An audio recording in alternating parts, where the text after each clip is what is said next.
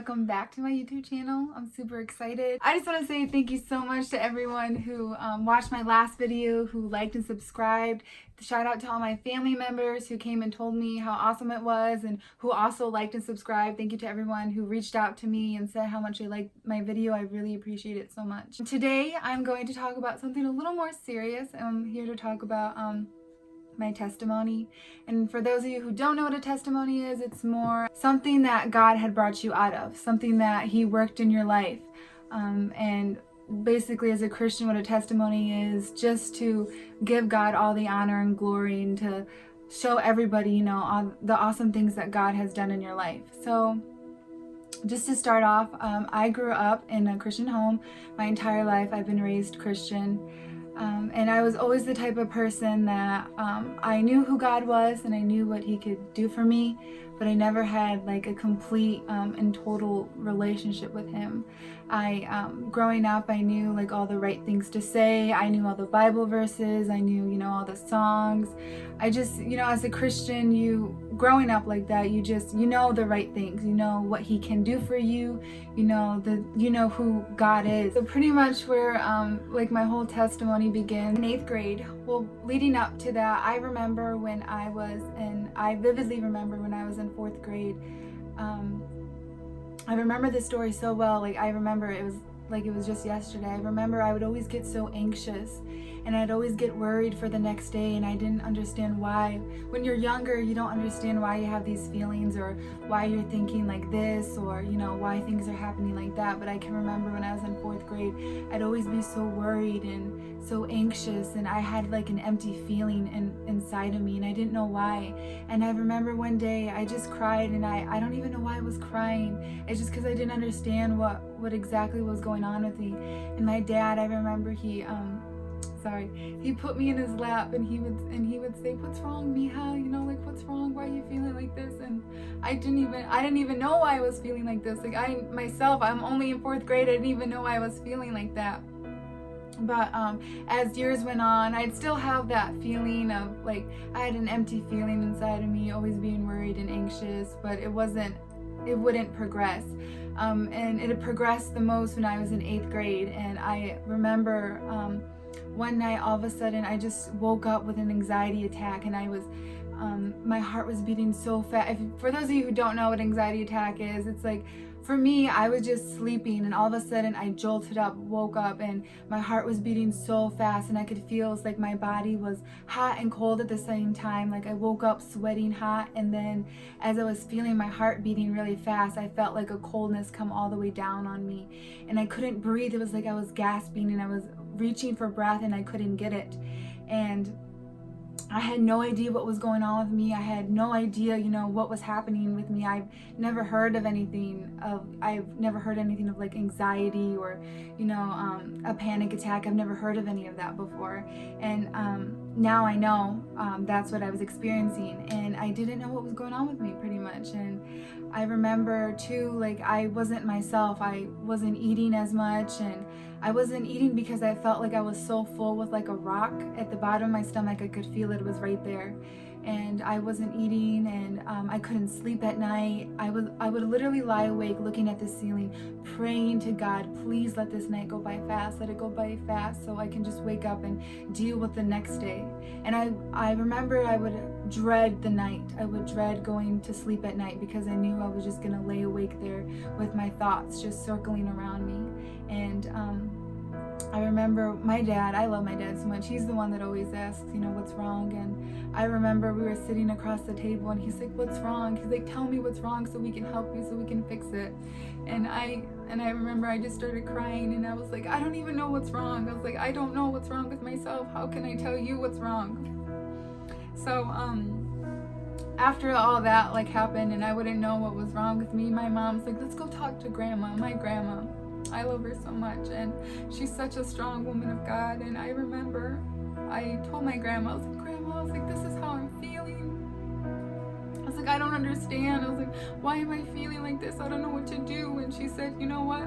She's like, "Let's pray." And she started praying for me and for God to clear my mind. And give me peace of mind and help me to have just faith in him and trust in him. And I remember she told me, and I'll never forget it, she said, read Psalms 91 every night before you go to bed. So that's what I did. It's exactly what I did. Every night before I went to bed, I read Psalms 91. And I read it so much that I memorized the entire thing. Till this day, I still have it memorized. So first of all, I encourage you to look up Psalms 91. It is a really long passage, and I memorized the whole thing. And I memorized it so much that each and every day as I would read the words, they would sink in not only into my mind, but into my heart and into my understanding. And I understood what God was saying to me and how I need to be still in this moment, that God is my refuge and my strength, and I only need to trust in him, that I don't need to worry about, the things that come around me or the things that come to attack me, that he is my shield and my armor, and he will protect me. And I read that every night until I no longer had that feeling of emptiness, that I no longer had that rock in my stomach, that I could breathe again, that I felt like I was free again, that I felt like my normal self again. And in 8th grade as well, I remember that's the first time I got baptized. I decided that I wanted to further my relationship with God in 8th grade, and being baptized is how show your faith pretty much to everybody at your church, that you get baptized, saying like, the old me is gone and the new me is now here, wanting to serve and worship God with everything that I do and with every breath that I have. So leading up until 8th grade, I had a pretty good relationship with God. It wasn't super strong, but I was still learning, and I was interested in him, and I had a different fire for him than I had when I was younger. And then I got into high school. I was still figuring out my relationship with God. And I also feel like high school is like a completely it's a new transition from, you were in middle school, you're in high school, you're a high schooler now, and you're dealing with all these other things. And, you start dating, having relationships, and you start making new friends, you start driving, and you get to go to all these places now. You have more responsibility. So I still was having that relationship with God, and still going to church and doing all these things. And then my junior year of high school, I had gotten into a relationship with somebody who I met at my church. Super nice guy, really sweet, everything that I had thought that I wanted in somebody. And then as our relationship it progressed and feelings got stronger, things started to change differently. God no longer was in the middle of the relationship. God was more outside of it. And as we kept progressing into our relationship, God kept getting further and further. And when I look back on it now, I wasn't spiritually mature to be in a relationship. And for me, when I'm in a relationship, my first thing is this man Christian? Is he a man of God? Is he someone that I can serve the Lord with? That's what I look for now. And I always did back then too, but back then was a little more lenient. And as I progressed with this relationship, things just started to unravel, and everything just started coming out to the light. Things weren't how they used to be. And I found out during the relationship that he did have some issues that he was working with, and I supported him and I encouraged him in those issues that he was working with. I'm not someone to break up with somebody because, they have this going on or they have that going on. I'm someone more like, I support you and I'll be there for you and I'll help you to get through this. We ended up breaking up for a little bit, and we had like a break because there was just stuff that he needed to work on himself, and he needed to focus on himself and try to be the man of God that, God has created him to be. And I wanted him to focus on that. And after some time, we did get back together, and it just wasn't the same like it was the last time. There was a little more arguing, a little more fighting, just because I could tell something was different, and I just couldn't really pinpoint what exactly it was. And I didn't want to bring up, the issues that he was facing before, because I thought, that like he had told me, it wasn't because of these things, it was more because I was stressed out because of this, and I'm not like that. So I believed him because I wanted things to work, and when you have your first relationship, when you tell that first person you love them, you want to believe the things that they say. So I did believe him, and I I don't judge somebody by their past or the things that they've done. I try to look at somebody the way that, God looks at you. And God looks at you how he created you to be, not how the world sees you and how the world sees every single flaw and every single, damaged thing that's ever happened to you. I don't like to look at people like that. So I wanted to believe him and wanted to believe, everything that he said was true. So as we had continued this relationship with, more fighting and a little more distrust as we went on, I had learned to also realize that he cheated on me. And after that happened, I'm not someone to say, oh, we can work this out or whatever. After that, I think the line should be drawn. So we ended up breaking up.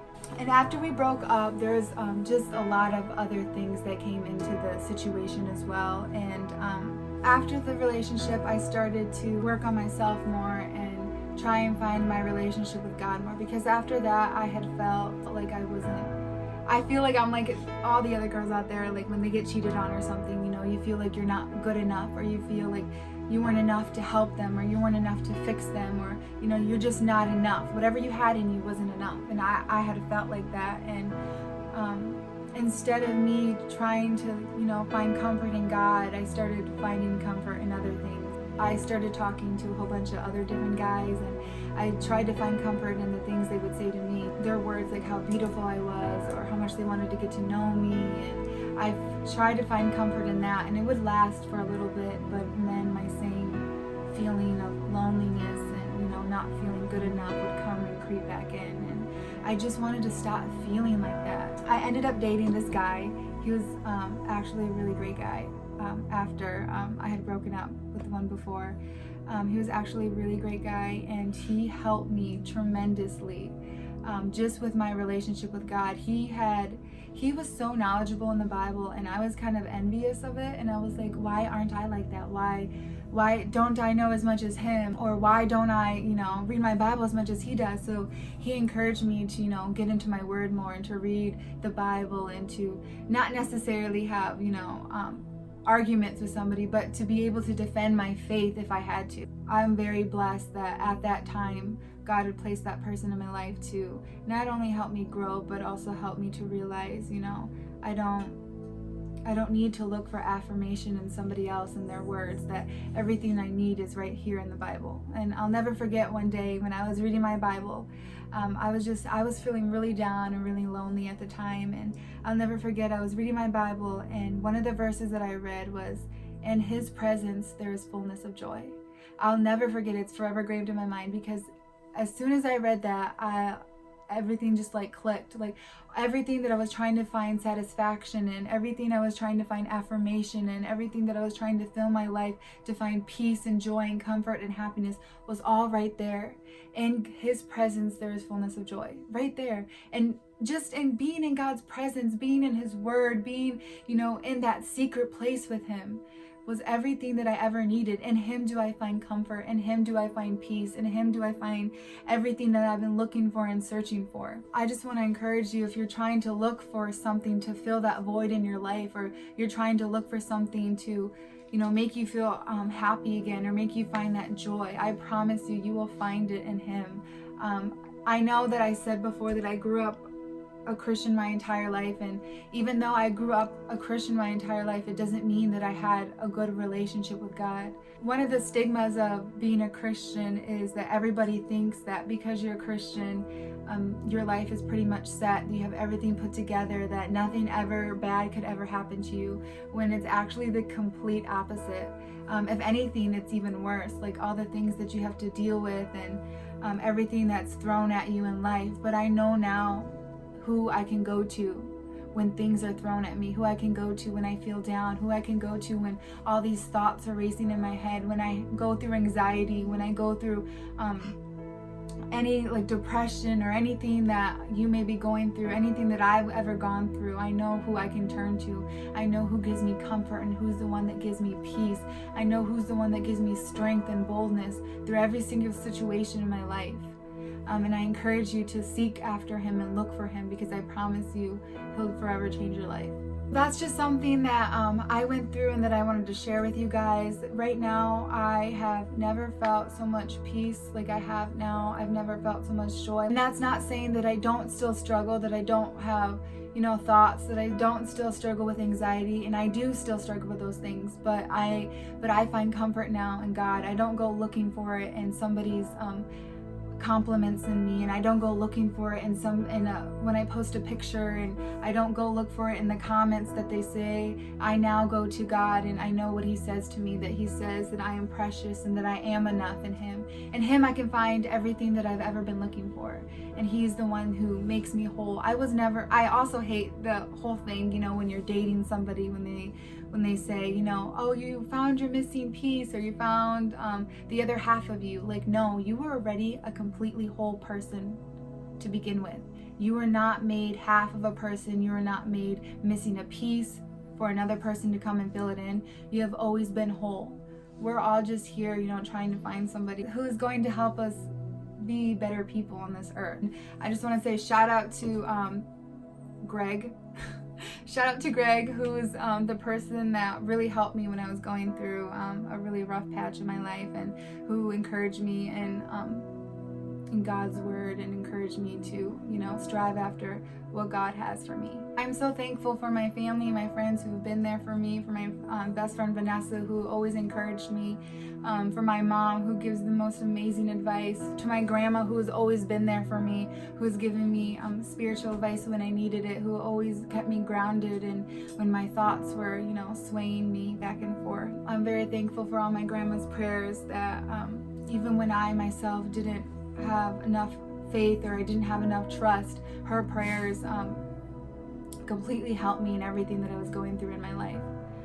So I'm just so thankful to God, who continues to pursue me even when I was struggling with everything that I was going through, who continues to seek after me. I'm thankful for a God who is a jealous God, who wants every piece of me, every part of my life. He wants all my attention on Him, and I'm so grateful for second chances that He gives. And I'm so thankful for everything that I've gone through, because I personally believe that when you have a story to tell, that you should tell it not only so you can see how far you've gone, but also so you can glorify God and see how far that He's brought you, just to show, all the wonderful and marvelous things that He has done in your life for you. Thank you for taking the time to listen to my testimony. I hope this encourages somebody out there, that if you have a story to tell and you've never told it, I encourage you to tell it. You never know when something that you've been through, or something that you're currently going through, could help somebody or save a life. And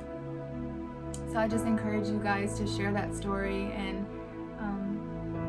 thank you so much for listening. I'm super excited about this YouTube channel, like I said before. Thank you so much if you stayed this long to watch. I really appreciate it. I'm super excited for the videos that we're going to shoot. If you have any ideas, let me know.